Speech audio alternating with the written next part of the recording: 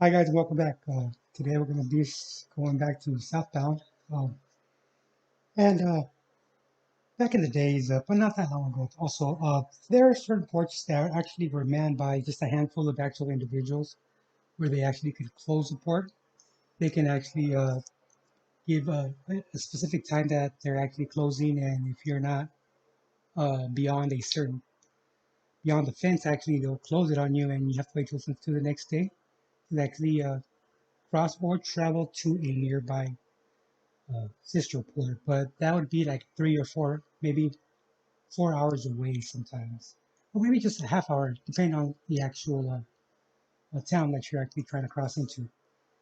So when you have this, you don't have a 24-hour actual schedule. You tend to just keep a handful of agents with certain days, and you bring in other agents when there's actually a rush hour, depending on the actual season of the actual month or the year, actually. And when people actually go on vacation or hurt, it depends, but there are other agents that are aware of the procedures of that actual port that are always available to fill in just in case something were to go wrong, either an illness or suspension or termination. So when you have these actual, some people call them resident agents, some people call them just station agents. That's their station, and that's what that kind of like a nickname. So for us, we were none of the above. We were always support. We were always there for support, and but yet again, we also needed to uh, have knowledge of the ins and outs of certain ports. An example, cargo. Cargo, we always needed to familiarize ourselves with the actual operations there for the fact that it's a big installation and not just anybody can go there to fill overtime. You have to have some kind of knowledge of the actual procedures and the actual rules that actually pertain to that actual port. So when this happens, there tends to be a little bit of more of a power to that a certain inspector, for the reason is that he's in there in and out and he does it his way, and sometimes it's not always the correct way. And sometimes you might just overlook some stuff because you get to know the people. You get to know the people that are crossing their business, and not in a corrupt way, not in a malicious way, because that's just the way human nature is. And people saying tend to have a little bit of tolerance when you see a certain item that can't cross, but yeah, it's only this small item, it's only you're there to press all the time. Just you, you can overlook stuff. You're not supposed to, but you can. And stuff just starts getting too comfortable. And with this particular story I'm going to hit today, I believe that this agent didn't intend to be, but with time, he was just groomed, to look the other way, to look the other way, and how they came monetized. I mean, how they came to actually kickdowns or cash. I don't know. They hardly ever explain that situation or the first time you get kickbacks, but I truly believe that it's a favor for a favor. That's how I believe it actually starts. And one example would be, say, for example, you have a music group, a famous musical group, musicians, and they travel frequently up and down the coast, or say, for example, San Diego and Los Angeles. They'll travel in their tour bus with their insignias, with with all their wraparound, buses and stuff. So they know who's actually in that bus. Sometimes the actual group chooses to cross by shuttle and to not deal with the actual inspection and the wait for the bus. They have all their instruments, they have all their sound systems, so it's a pretty big load actually. And of course, you're going to ask where they're traveling to, just to make sure that they have all their actual uh, driver has his correct license, the bus has the correct insurances, and the bus has the correct tires, thread. So you have to kind of check before they hit the actual road. It is Highway Patrol's actual responsibility to check the threads and to check the actual mechanical of the actual bus, but to give an actual a visual is always a good idea because that can cause accidents and you don't know who they're actually going to affect in that accident. It could be one of our coworkers or a family member. So we always tend to see if they have enough thread for the bus to actually be drivable in California actual highways. So it wouldn't be uncommon to call over a K9 just to make the actual inspection faster. And they would run the K9s and everything was okay. They would go. And with time, you get to know the actual drivers, you get to know the actual managers and stuff like that. And sometimes they'll say, "Oh, we'll be here at the convention center in San Diego, and it'll be a good. It'll be. They tell you it's going to be a good, uh, lineup of groups and everything, and you're with the curiosity of like wanting to go and if you like that music or whatever, and they had the hookup. You know what I mean? Nothing backstage because they wouldn't be backstage. It'd be more of like a dance hall with uh, two different actual, I guess, not platforms, but two different stages. So when one band is actually preparing, the other band's already playing, and then when they're starting to wind down, the other band's already getting ready to start up. So you go back and forth on the actual dance floor, and it's actually a good. And if you like to dance, it's a good actual party scene, And so, sometimes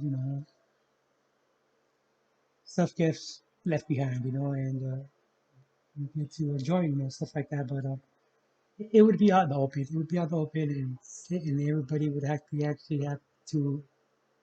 It'd be offered to everybody, and whoever would get it, and it'd be common just for the fact that it was offered to everybody, and everybody has an actual chance to actually enjoy it. So when these individual agents, for example, these field agents that actually are always performing certain duties, uh, when you can export a 3-ton animal, which would be an elephant, you got some skills. Okay? And that's exactly what happened. A circus from Mexico was in need of an elephant. And this actual, the owner of this actual circus, they tried to go the legal way of actually acquiring an Indian elephant in India.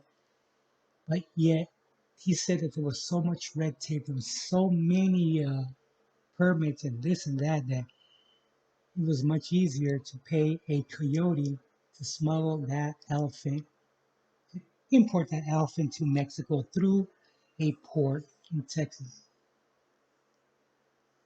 We're talking about a 3-ton elephant.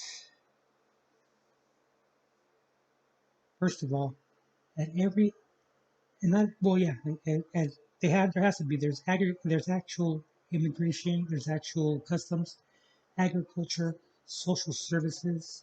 How do you call the other company? The ones who take care of federal buildings. I forgot the name real quick. I think it's GSA, GSA Security, Armed Guards.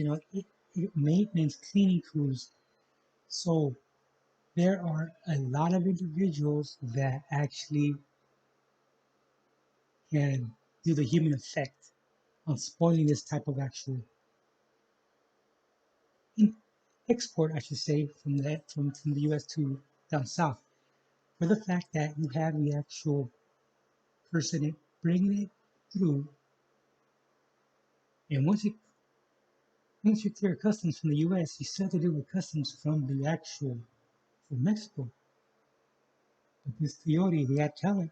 He pulls it off, and I don't know exactly what he did in the exchange, but He pulled it off. He cleared American and Mexican customs, agriculture. And when I say agriculture, uh, certain miles from certain rural areas or agriculture areas within towns, there are agriculture stops where they can actually uh, inspect your actual, for example, if you're bringing cattle into the city to slaughter or whatever, there's actual inspectors that actually test that animal to make sure that animal is healthy and has had the right, I guess, vaccinations, I should say, something like that. But anyways, there are certain checkpoints along the roads in Mexico that consist of a I guess, little rodeo type of enclosure. We could actually uh, let the actual cattle in and out. So there are them checkpoints. So they actually got it through all these actual mini checkpoints and got it to its destination, to the actual circus. And of course, with time, this inspector actually was in question of other charges.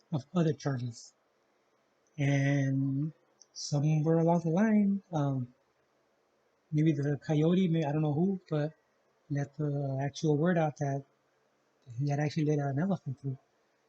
And he was already in custody before they brought up the actual elephant incident, and they hit up the actual circus. And the owner agreed. Yeah, he acknowledged it, and he acknowledged that he paid a little bit less than 4,000 just to cross. So you figure he probably paid about double that just for the actual the kickbacks along the way, uh, the agent. So you got to figure out it was about $8,000 export, and that export could have been charged, and the Treasury Department lost out on that revenue, and that's the main thing. When you lose out on revenue, uh, that's when they're actually going to prosecute. And just like when they import drugs, if the government were to actually get revenue off them drugs, they'd be legal. If they could honestly, out in the open, legalize drugs and get their actual taxation on that actual revenue, you'd have these drugs in like vending machines. Like they have cigarette vending machines at casinos. They could have these vending machines for drugs because somebody's paying revenue. And the revenue is going to be high because they're going to actually do extra taxes on it. And the state's going to get their cut too. So just break down all the gasoline taxes and the cigarette taxes in California, and you'll see how much the actual cigarettes or the actual gallon per gas would cost. And it's mind blowing, man. It's really really mind blowing. And so I don't know what actually happened to the actual elephant, but the owner did say that he did try to change the name of the actual elephant, but he did not acknowledge the names due to him already having a name from birth. So he was not listening to the commands that the new trainers and the owners would give under a new name. They had to call him with the old name, and that's what the elephant stuck with. True story. All right, guys, don't forget to like and subscribe.